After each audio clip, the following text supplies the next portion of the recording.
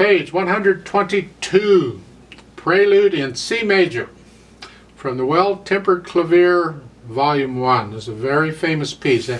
Most all piano players play this piece at one time or another. It's a good piece to memorize.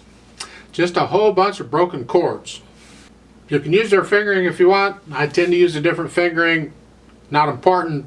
The point is, finger it so you can play it legato. Is the key here. At the beginning, in the right hand, I want to be able to connect all these notes. Except, of course, for the rest. You don't, but the notes I'm playing, follow their fingering. It's fun. The only thing they're doing, well, something I want to point out here is, look at the left hand. They're pedaling, they're finger pedaling the left hand.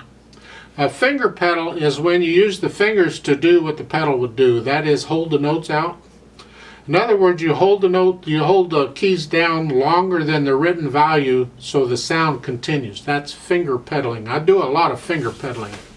Here in the left hand, you have half notes and then the E's tied over. There's two voices going on. The bottom note, the bottom voice, and then the top note, and they're hanging on all the way through. That's finger pedaling. So while the right hand's doing its thing, the left hand's holding it down.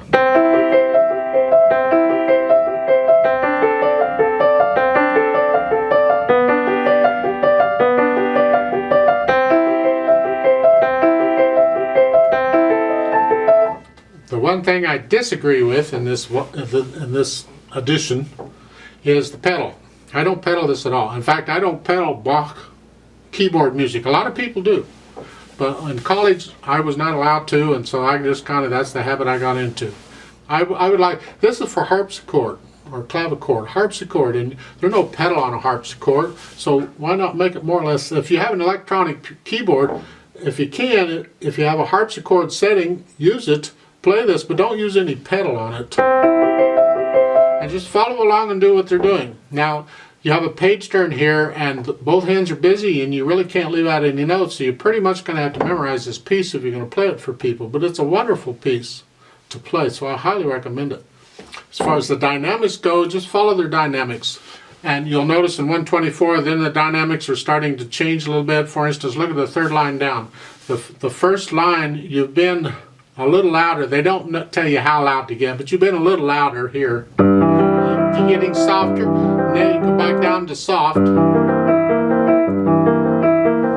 Then in the second measure of the fourth line there, now you're starting to get a little louder, not a lot. Then the last measure says crescendo poco a poco, means get louder little by little. Very little. You plan it out or you get too loud too soon. And this dotted line extends for, a couple of lines there on page 25. And so you're gradually getting louder through all of that. So plan it out. It's maybe one measure is this, and the next measure is just a hair louder, and the next measure is just a hair louder. So you're not getting too loud. Just a little bit louder. A little bit louder.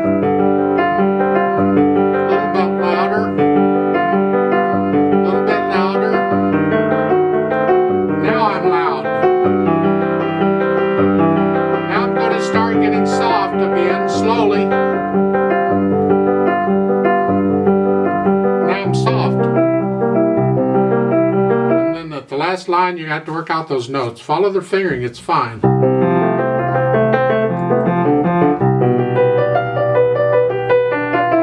And there's a poco ritardando. The next last measure means slow down a little bit. That's fine.